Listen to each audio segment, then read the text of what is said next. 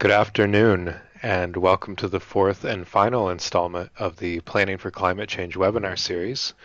The topic of today's webinar is green infrastructure and stormwater management. My name is Corey Butchery. I am a University of Illinois Extension Community and Economic Development State Specialist, and I will be moderating today's session. Our presenter today is Eliana Brown. She is an outreach specialist with Illinois-Indiana SeaGrant and the Illinois Water Resources Center.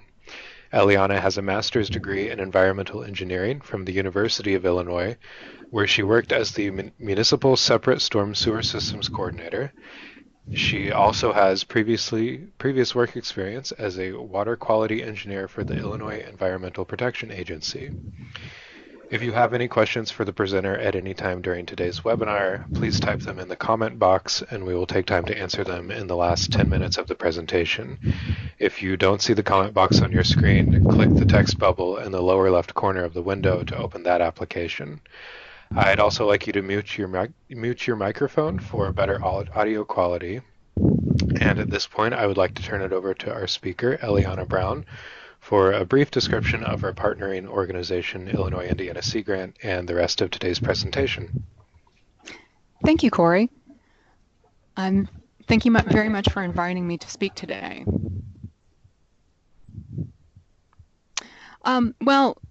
Since this is a webinar and you can't see me, I thought I would first show you a photo of me and my friends wearing our rubber boots as kids right after the creek walk that jump-started my love of water. I'm on the right there, deep in thought about stormwater management techniques already. But here's a more recent photo of me, still by the water. I've been lucky enough to be able to work in the water quality field for 20 years. So I'm very excited to talk to you today. So we'll be covering the following topics: stormwater basics, green infrastructure examples, and finally I'll talk about some of our Illinois-Indiana SeaGrant resources. Stormwater is rain, but it also includes snowmelt. Stormwater runoff usually refers to water hitting impermeable surfaces like concrete. For the last 100 years, our traditional gray infrastructure has included curb and gutter that delivers stormwater runoff to receiving waters like streams and lakes. This has been a very good way to keep our buildings and streets dry. But more flow affects the receiving streams. According to an Illinois State Water Survey study that SeaGrant happened to fund, there is an increasing trend in small stream flood peaks over the last several decades due to increasing precipitation and urbanization. Urban stormwater runoff carries trash, dog waste, construction debris, pesticides, and vehicle fluids straight to the creek without treatment. The US EPA determined that urban stormwater is a significant cause of downstream water quality impairment. In older parts of town, the sewers were designed for small storms, which was enough when there was much less concrete and fewer roofs. But now, hard surfaces, like rooftops and concrete, which don't allow rainwater to soak into the ground, have replaced more permeable surfaces. In the last 40 years, the average size American home has doubled, and our parking lots have exploded in size. And that prevents a lot of water from soaking into the ground. An inch of rain on a 2-acre lot equals more than 54,000 gallons, or about 1,200 bathtubs. It's a lot of water. So we get flooding, and nobody likes flooding. I'm betting some of you in this have stories about flooding that have personally affected you. I certainly have, and it's not fun. There is nothing worse than basement backups and flooding stormwater. Except when we don't have enough water. This is Lake Decatur, Decatur's drinking water source in 2012, our most recent drought year. According to the Illinois State Water Survey, numerous droughts have occurred in Illinois, with the most significant occurring in the 1930s, 1950s, 1988, 2007, and 2012. Another area of vulnerability is heat. The heat wave in July 1995 in Chicago was one of the worst weather-related disasters in Illinois history. It was catastrophic. There were more than 700 deaths over a 5-day period. According to the Illinois State Water Survey, a contributing factor in the heat wave was the urban heat island. Urban heat islands are caused by the high concentration of buildings, parking lots, and roads in urban areas, which tend to absorb more heat in the day and radiate more heat at night. I know I had a friend who was in the St. Louis area when this happened, and she told me that her daughter's sandals actually melted in the heat. Issues your municipality might already have would be made more extreme by climate change. It exacerbates these issues.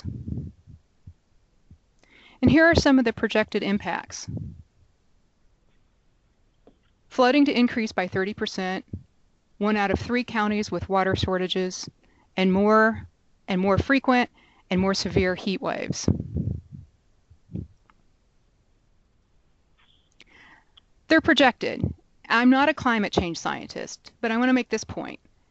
Your municipality can have what CMAQ calls a no regrets approach, tackling issues in a way that benefits your town. Now, I was a Girl Scout, so I can say with some authority that being prepared for whatever happens is smart planning. Green infrastructure is one of your tools in your preparedness toolbox. The techniques can help you achieve a resilient system. I'm going to define resilience as the capacity to absorb stresses and maintain function. That ability increases your town's self-sufficiency. So starting with some of the green infrastructure techniques. The first one is trees. You probably already have several trees in your town, but you might not have known about their stormwater benefits. Here's how they reduce runoff. They increase infiltration into the soil and storage of rainwater through the tree's root system. They also intercept and hold rain on leaves, branches, and bark. Now, this is not my house. I did take the photo, but I believe those are oaks, and I have an oak at my house, so I wanted to use that as an example to calculate its benefits. The Arbor Day Foundation has an online calculator which estimates these benefits. I depicted them here. A 35-inch diameter oak tree would have this $352 benefit every year. Almost half of that benefit is stormwater. But I want to point out that they also help reduce urban heat. According to the Arbor Day Foundation, one tree can produce cooling effects equivalent to 10 room-size air conditioners operating 20 hours a day. Further, and I don't depict it here, but there are numerous benefits to human health that trees provide. I just want to mention it because they come from the University of Illinois Landscape and Human Health Laboratory. Their studies show that trees boost students' ability to concentrate, and adding trees near residences can reduce domestic violence. In short, like they say at the International Society of Arboriculture, trees are good.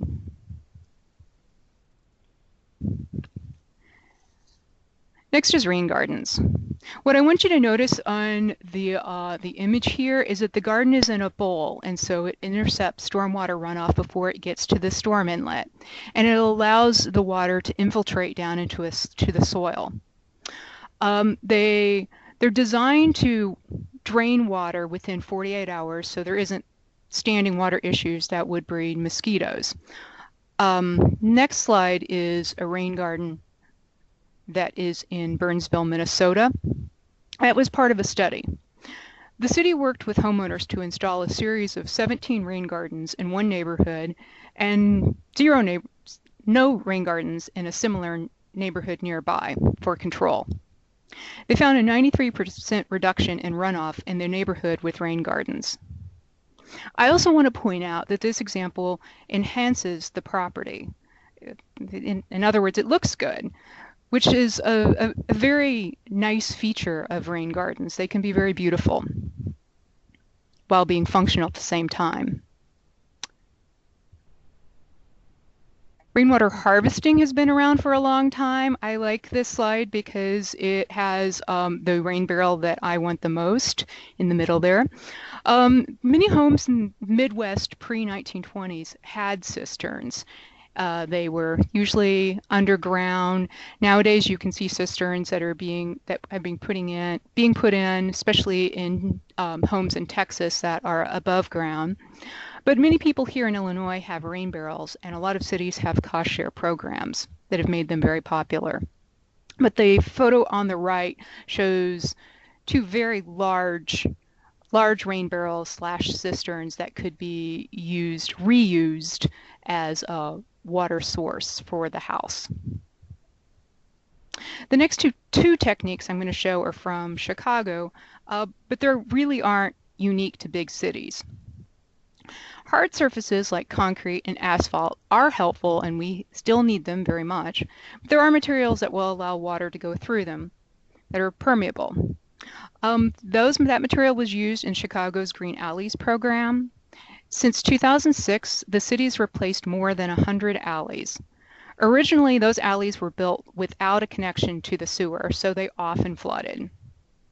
Instead of hooking them up to the sewer, which would have been very costly, they replaced the paving material and were more green about it. They were also interested in reducing the urban heat island effect, so there were multiple benefits to this project. One other element that I want to point out is that in the wintertime, this is safer because without pooling water, there isn't an opportunity for ice to form, which people could slip on, and they wouldn't have to apply salt, which saves some money. Now the next one is the City of Chicago's City Hall green roof. You'll notice that it only covers half of the building. The city doesn't own the other half. So they're able to make comparisons between the two sides. Data that's been collected over the years shows that rooftop temperatures in the summer are on average 30 degrees cooler on the green roof side. That is saving the city as much as $10,000 per month in energy costs. Further, these plants utilize much of the rainwater that falls on the roof, reducing the load by as much as 75%. Now, this green roof was installed in 2001. Since that time, many more green roofs have been installed throughout Chicago. Currently, there are 359 of them, which cover approximately 5.5 million square feet of rooftop.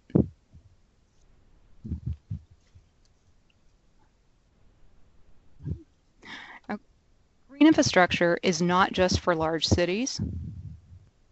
Next example I want to show you is in West Union, Iowa, which has a population of 2,500 people. They completed an integrated green streets project in 2013.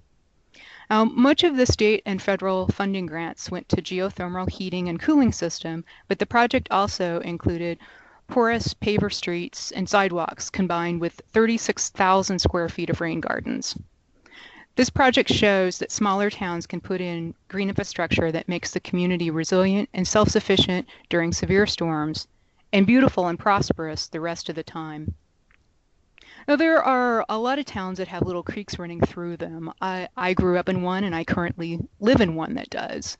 Many communities are really waking up to the fact that we don't live near the ocean or the mountains, but we have these little creeks, and we can make the most of them. What's great about green infrastructure is that it can be put alongside existing storm sewers. So you aren't throwing anything out, just making it better. Now, I want to talk a little bit about regulatory issues. If you are one of the 462 MS4 permittees in the state of Illinois, you know that the 2009 IEPA permit encouraged green infrastructure. Illinois EPA also encourages the combined sewer overflow communities to include green infrastructure in their long-term control plans. So in supporting this, to help support green infrastructure, the Illinois legislature passed the Green Infrastructure for Clean Water Act. As a result, cities can apply for a loan from the state's revolving fund to pay for green infrastructure projects. On the slide here is the Illinois EPA contact person and a website link for more information. I also listed a link to the federal EPA's Green Infrastructure funding page, which has sources outside of Illinois.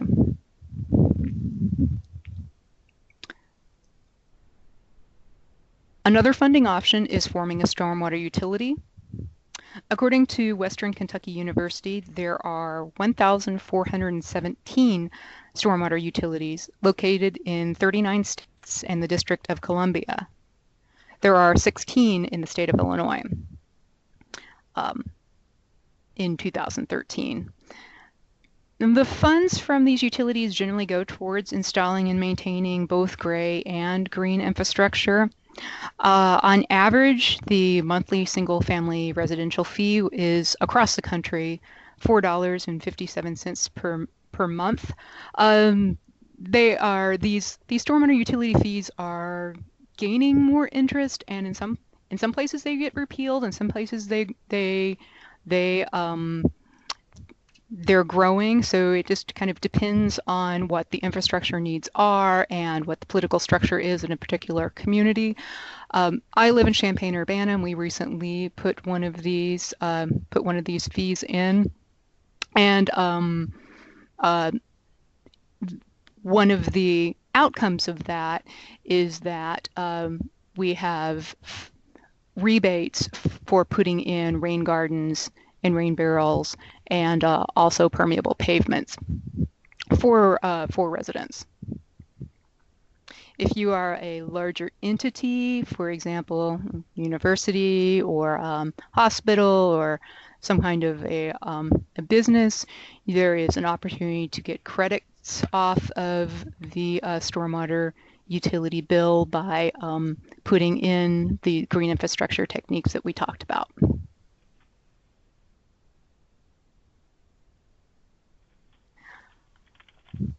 Little about the Illinois-Indiana SeaGrant. Even though grant is in our title, we do not give out capital grants, but we do provide educational resources and decision-making tools, which I'm going to talk about here.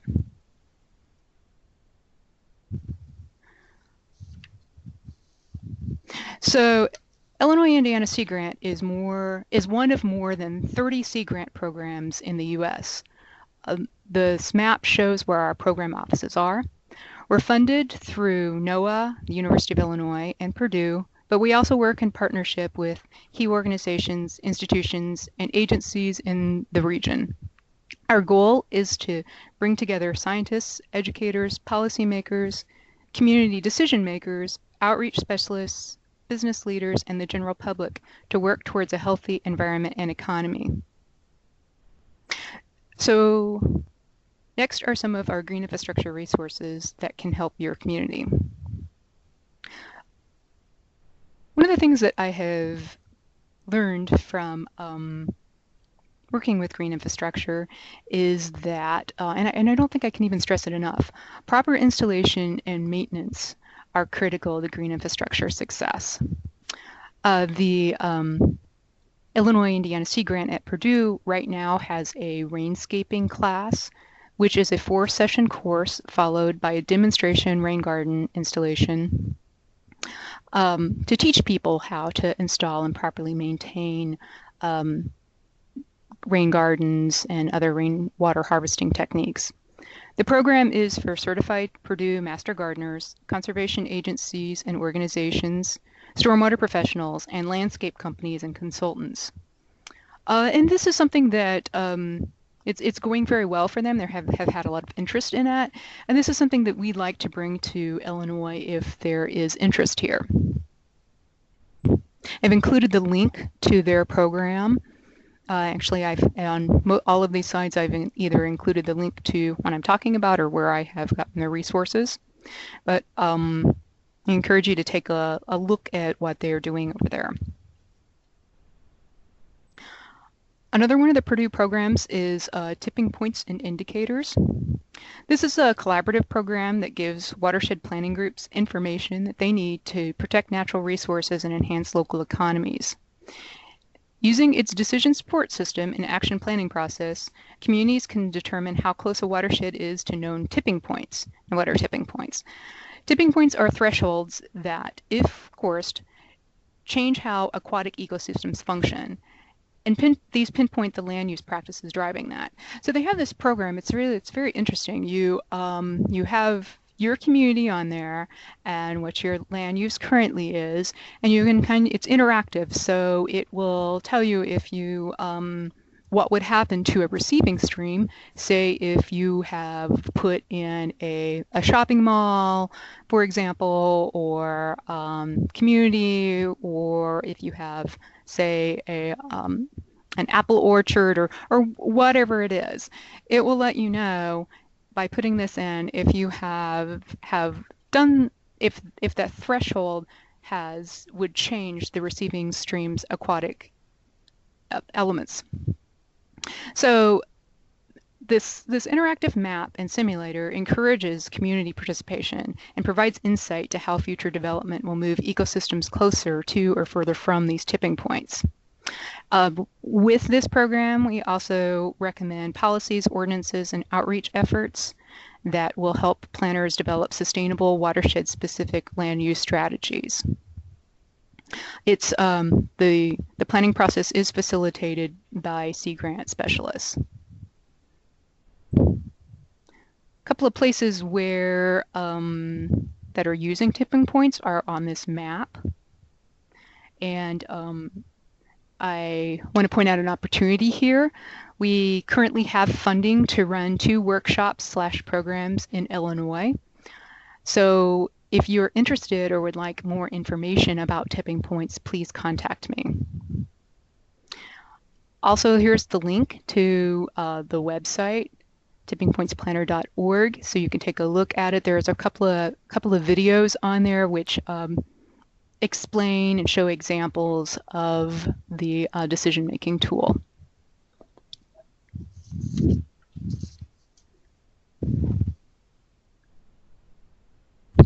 The Illinois-Indiana SeaGrant worked in partnership with the Chicago Metropolitan Agency for Planning to develop and implement a model water conservation ordinance. The link is given here. There are, the document includes several areas, for example, lawn watering, of course, but also rainwater harvesting and allowing for native planting in commercial and residential landscapes. I didn't talk very much about native plants, although they can be considered part of green infrastructure as well. But native plants tend to have much larger root systems than our conventional plantings and can be a very important tool in stormwater management. But currently, some civic ordinances wouldn't allow those types of plants to be used because of height restrictions or whatnot.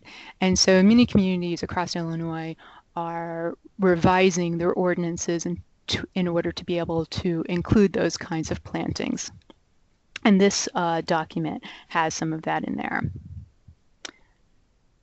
SeaGrant also worked with CMAP to develop this climate adaptation guidebook for municipalities in the Chicago region. I highly recommend taking a look at that, even if you're not in the Chicago region. The link is listed here. This guidebook provides resources that show vulnerability assessments, and it's a very good tool for getting on track with where you are, seeing what gaps you might have, so that you can develop a robust plan that will help you out.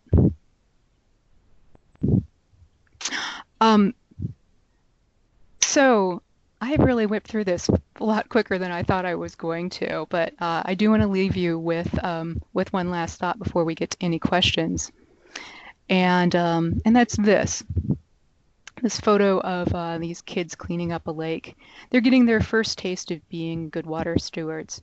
So I want to make the point that the future generations, they're the reason that we are preparing for the future.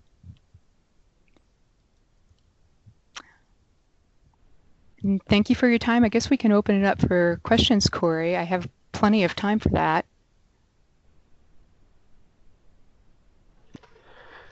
Well, thank you, Eliana.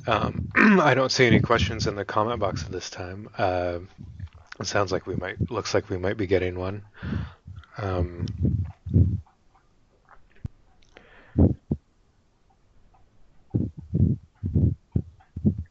well, while we're waiting, I'd just like to again thank you for your presentation. It had a lot of resources there.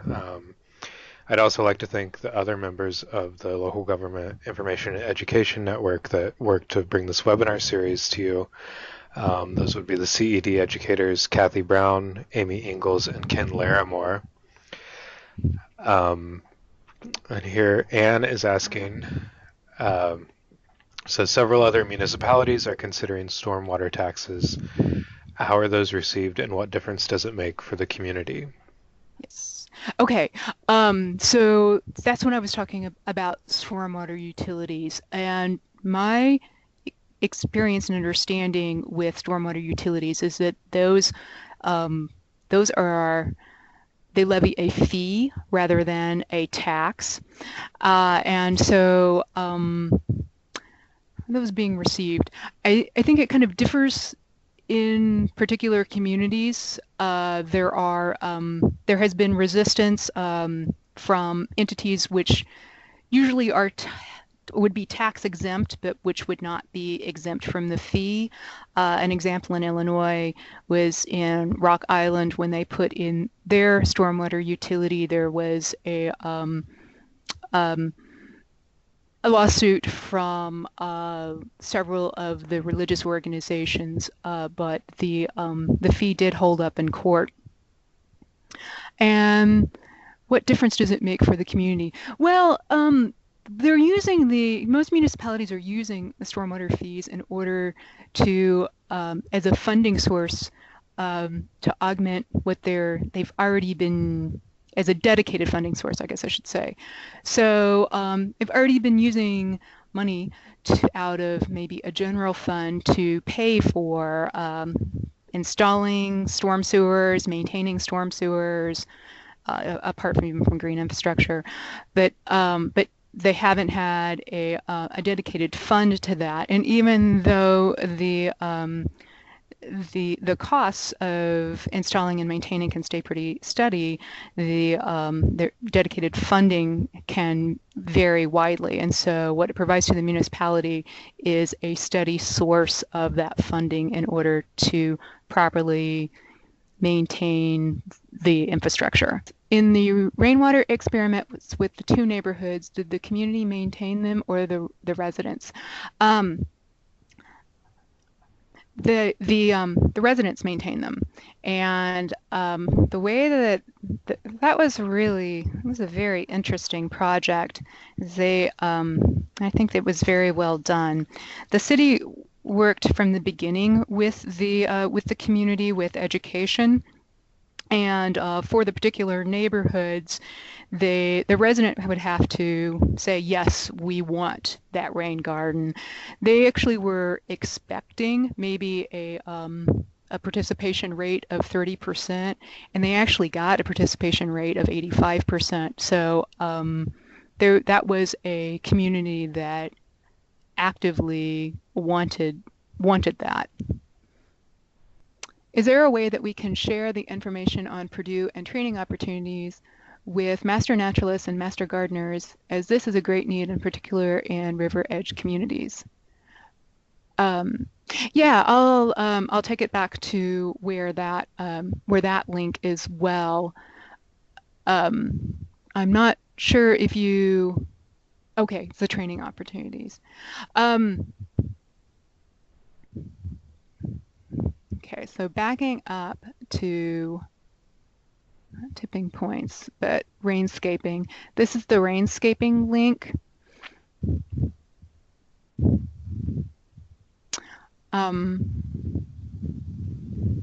In the Champaign-Urbana region, I'm actually going to be giving a talk and tour in July for our master gardeners and master naturalists, but I don't know where the river edge community is.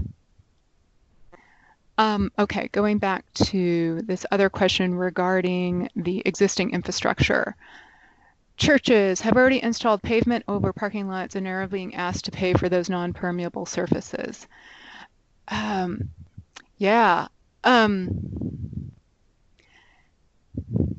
You make a very good point there that since churches, other entities already have pavement, uh, non-permeable pavement, they are being asked to pay for those non-permeable surfaces.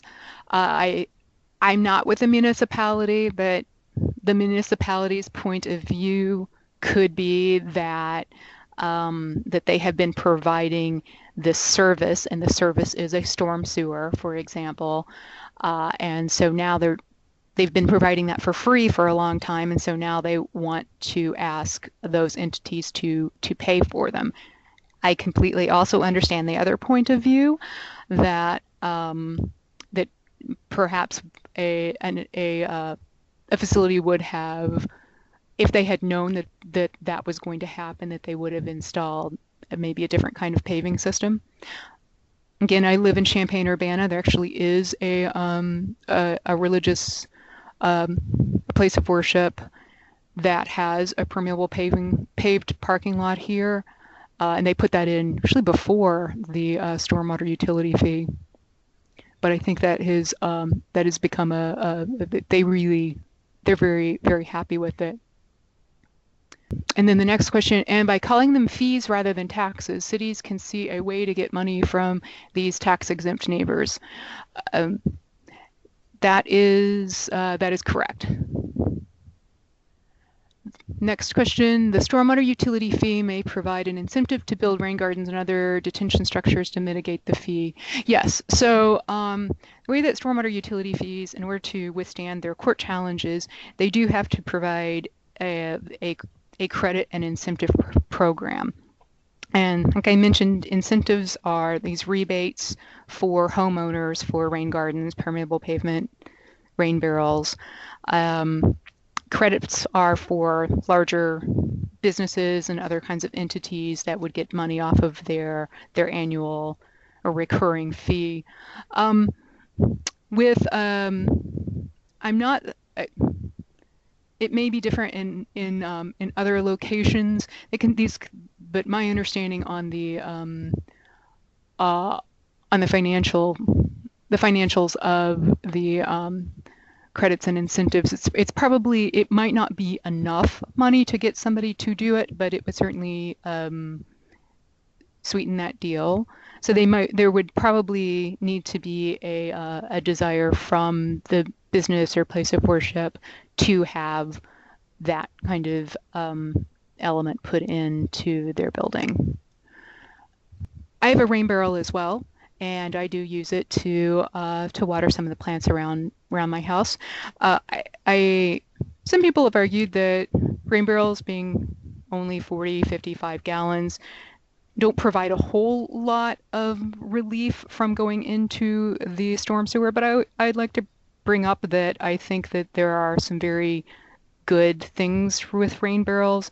First, that just one rain barrel on my property might not do a lot, but if everybody along the block and the watershed has one, then that certainly helps. I also think that they are a very good way to introduce the idea of stormwater to a homeowner and resident. That just to the part of the slide that I showed, that flooding is the first way a lot of people encounter stormwater, is that stormwater can also be something that is beautiful and joyous, and it's at least gets people thinking about stormwater. I am currently planting a rain garden for my house, and I've helped install 3 or 4 rain gardens, I can't remember now, in the past few years. So I think if anybody is interested in having a rain garden, either going through a class or talking to somebody who has installed a rain garden, I'd highly recommend it. And this summer I Just got word that I'll be given an intern that will that's going to be going around to rain gardens in the state of Illinois to document, to take photos of their rain garden and document their process and how that worked for them and what made that project successful for folks. So look for that in the future. Thank you all for your participation. Thank you, Eliana, for your presentation. And we appreciate your feedback again. And if it sounds like there may be another comment or question. Well, while they're typing it, I just want to thank everybody for their time and for their great questions and interest in this topic. And it looks like somebody wrote to thank us for putting this on. And we have one other question coming. Oh, thank you. Just thank yous, I think. Yeah, well, thank you. Thank you again, Eliana, and thank you everyone for participating. Thank you so much. And if anybody wants to contact me, my email address is brown12@illinois.edu.